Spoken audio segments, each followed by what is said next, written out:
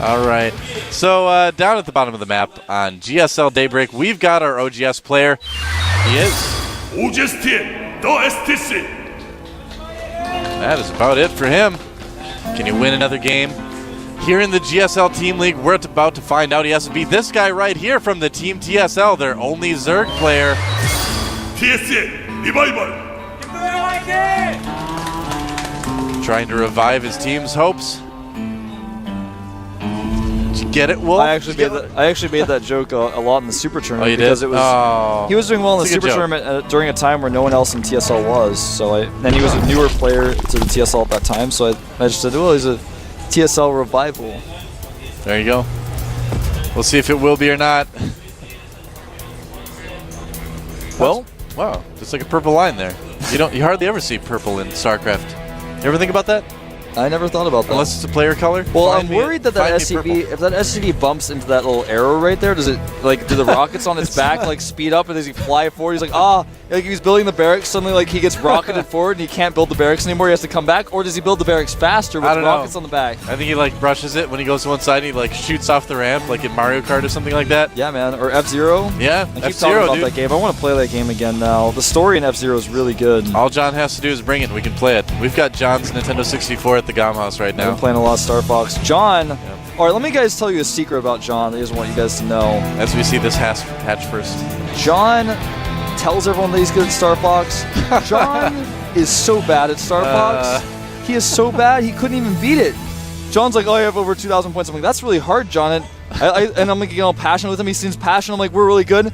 And it was funny because I was actually hanging out with John the other day, and he told me, we had this talk about how when we were kids, when you're in elementary school and in middle school, you have an argument with someone about who's better at a game, and then you go to their house. You go to their house and you play them. That's absolutely true. And then sometimes you would go there, you'd play them in a best of 3, you'd beat them 3 times, it would be disgusting. You would call your mom, you'd be like, Mom, I have to go home. Jeremy is not very good. And you would just go home, and you would never talk to Jeremy again. And we were talking about that, and then John, he came to the GOM house, I watched him play Star Fox, and I wanted to send him home. Gonna call up John's mom. We want John to go home right now, he's misbehaving. John may be good at Yu-Gi-Oh, but he is not good at Star Fox. I know what you mean, man. I used to play a lot of Diddy Kong Racing back in the day. That was a good game, too.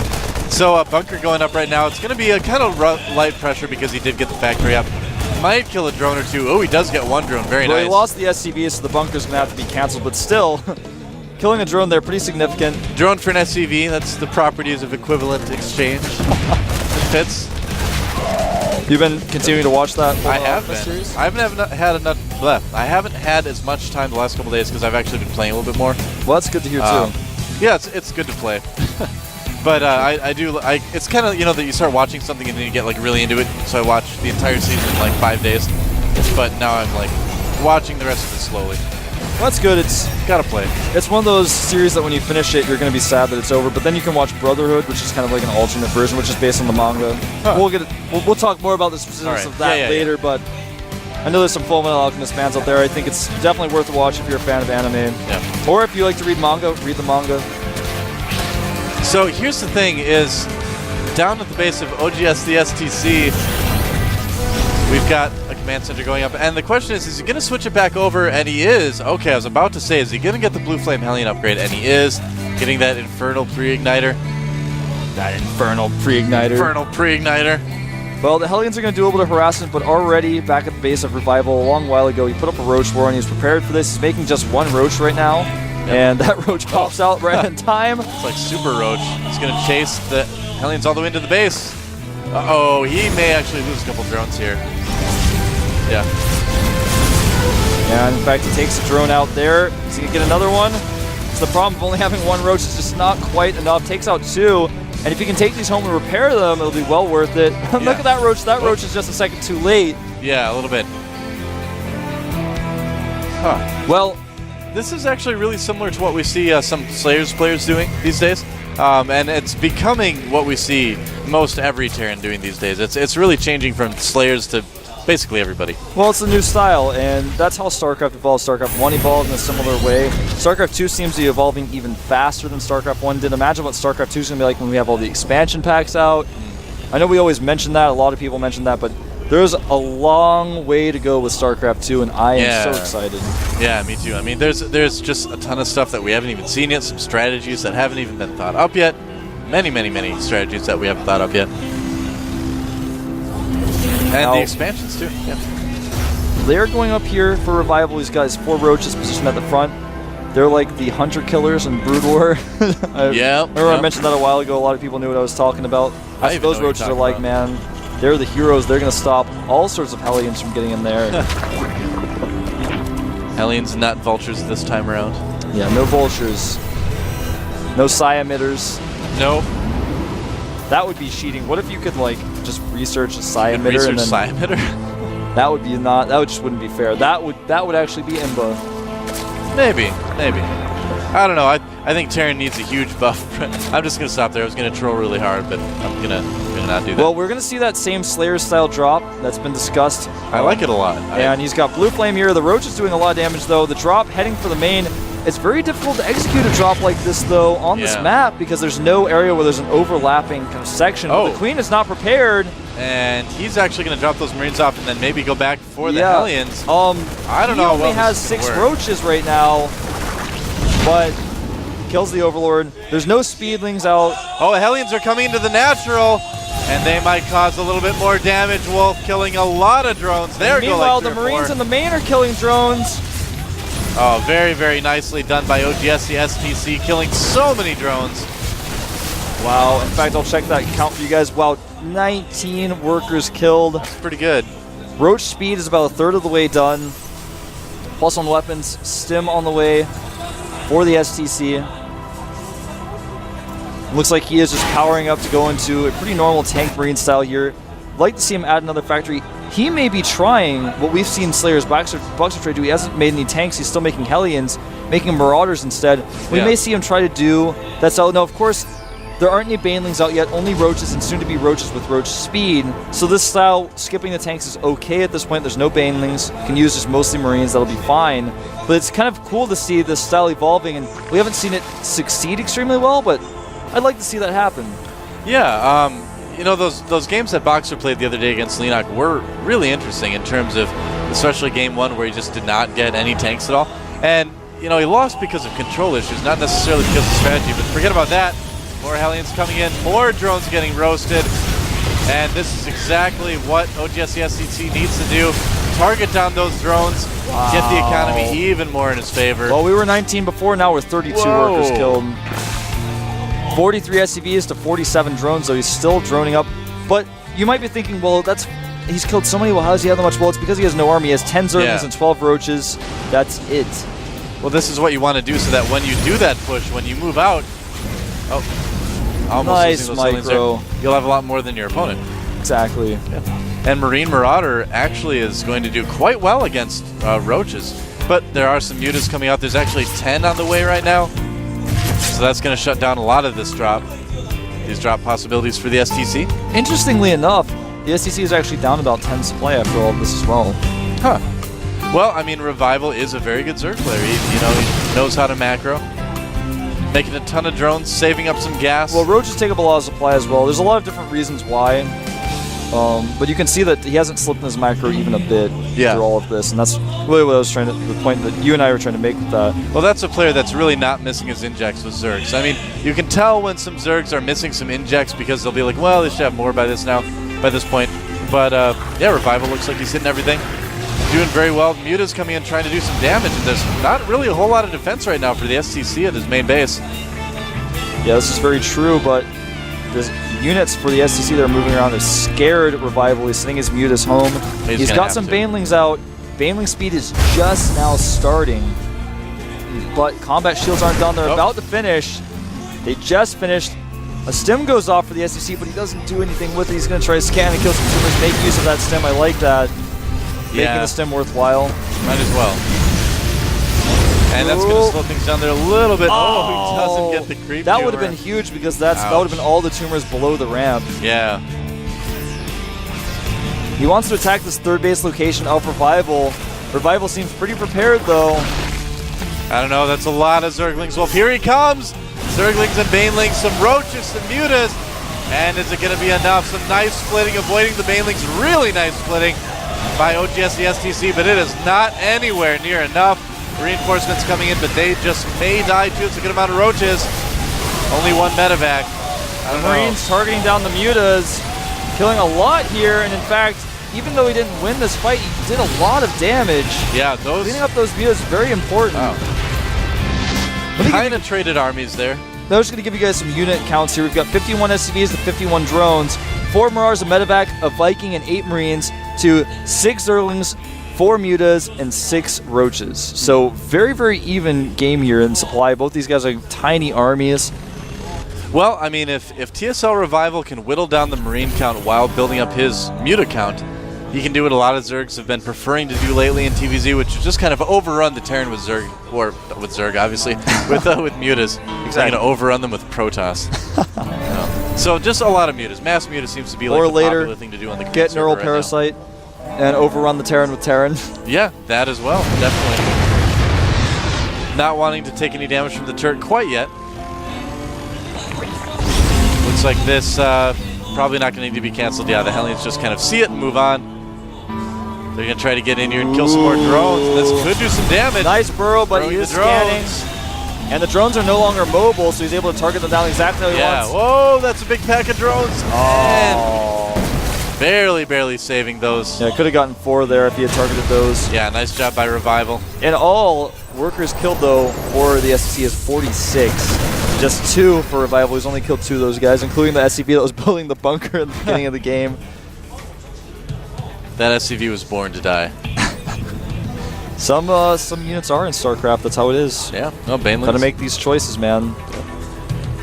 There's the general of the army. Sometimes you have to make sacrifices.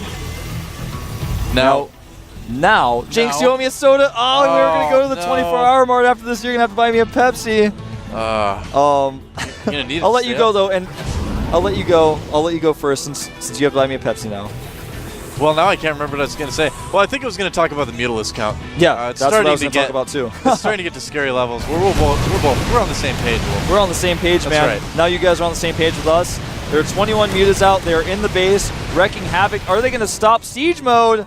Nope, because they're going to leave. No, they're not. That would have been pretty huge. Yeah, so, I mean, the SCC is just kind of walking around the map with a smaller force. He's becoming a bit fragmented. We saw what happened to Phoenix when he tried that a little bit earlier today. You know, I mean, this impenetrable defense of the STC, I'm just not seeing it right now. He does have a good amount of mutas. That was actually a pretty good defense. Yeah, 24 mutas out in total now. I was waiting for him to say that. The mutas do have +2 weapons for the flyer attacks, of course. Yeah. And that means those glaive worms are going to just slam through anything they hit.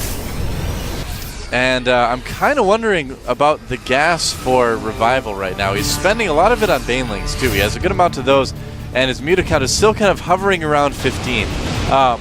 If you're going to do it this way, you want to either go mass Ling Baneling and a few mutas, or huge amounts of mutas and then smaller amounts of Ling Banelings. If you kind of go in the middle, you're just not very good at like either thing. So, well, he looks like, I don't know. Oh, he looks like he really, whoa, a lot of Banelings being caught here. I'm not sure if that was a misrally.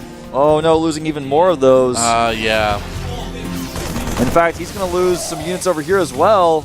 Oh, some Banelings burrowed on the ramp there. STC is going to have to watch out for those. I think what Revival wants to do is go for the mass muta, like long-term muta style. He's got +2 weapons already. He's getting +1 carapace right now. Well, he's got 27 mutas right now. That's true. I mean, he is upgrading them like crazy, though. Here we go. That's a lot of Lings. That's a lot of mutas. Does the STC have enough? That is a lot of Marines.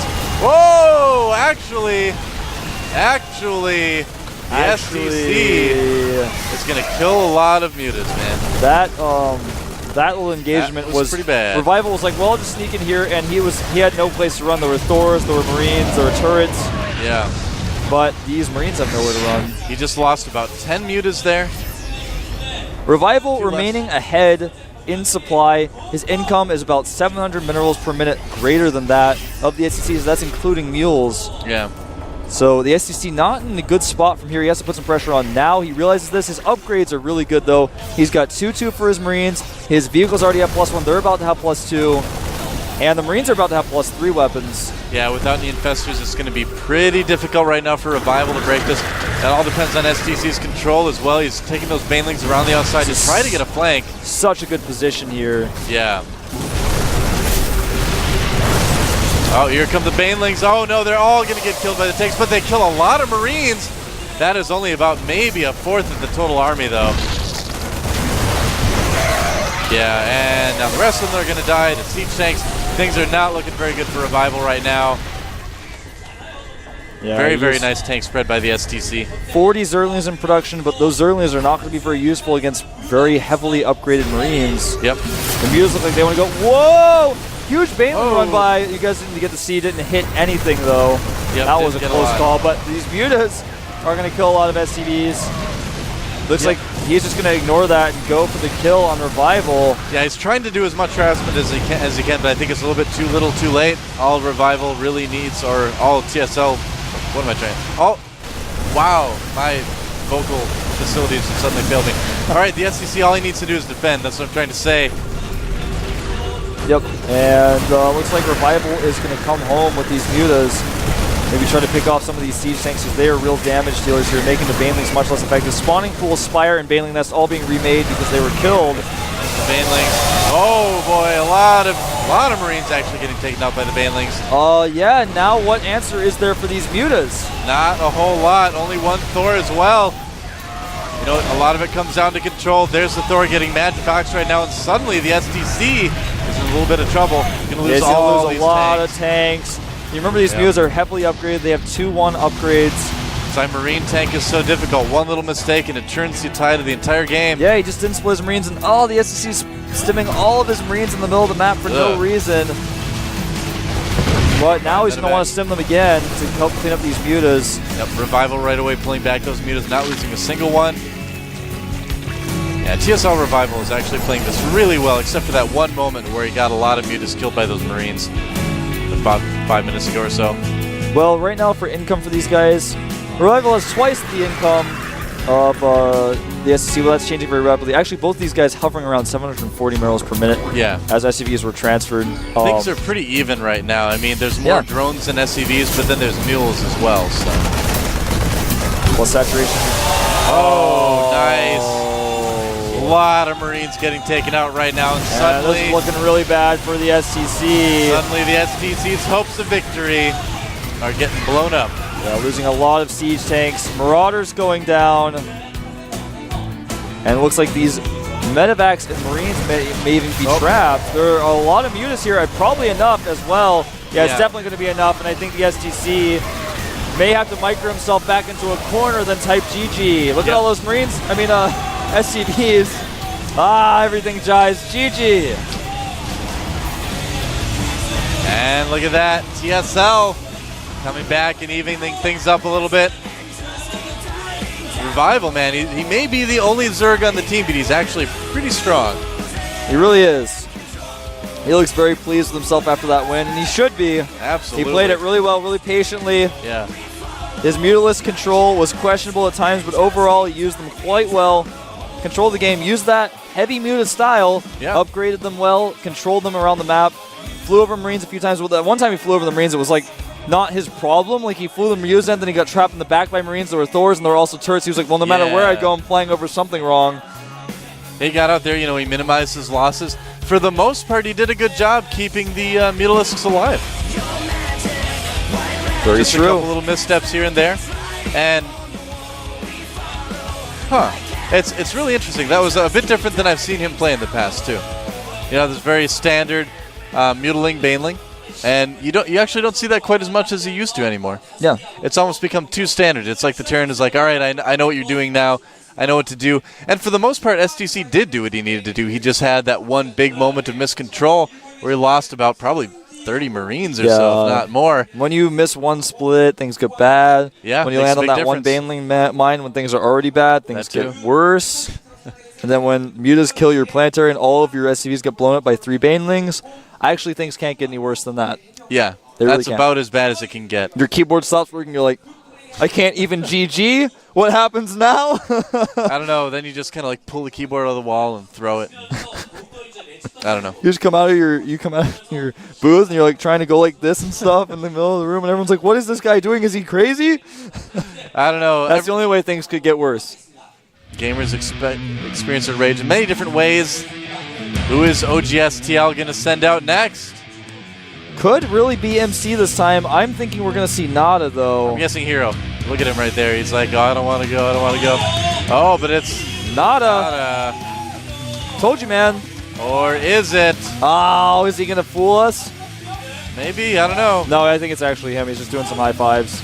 Yep. All right. Nada wouldn't mess with us. No, he wouldn't. So. OGS brings Nada out at this time in series a lot. He is a very confident player. He plays all matchups extremely well, especially TVZ. Yeah. And, you know, talk about a guy that's been around for a long time in StarCraft. Look at those results. Yeah. Pretty amazing. Probably one of the most consistent players we've had in the GSL. Not getting to any finals quite yet, but, you know, I feel like we're going to see him in there at least someday. Funny, his most recent 2 seasons have definitely been his harshest. Yeah. There's the Gome Wizard. You guys actually get a glimpse of the Gome Wizard. I know I've talked about him a lot. That was him. Yep. You guys got your first glimpse of the Gome Wizard. That is him. Disappear. Makes computers work again. He's waving his wand right now. It's just like below the table. You can't see it. Pay no attention to the man behind Nada. You're a wizard now, Nada. We should actually start calling him Hagrid. That is like, my mouse has unicorn hair inside of it. The mouse chooses you, Wolf. He like puts the unicorn hair inside the mouse cord. Yep. So it sounds like we're going to take a quick break here. 5 minutes. We'll be right back. OGS Nada versus TSL Revival. Don't go anywhere. This is the GSTL.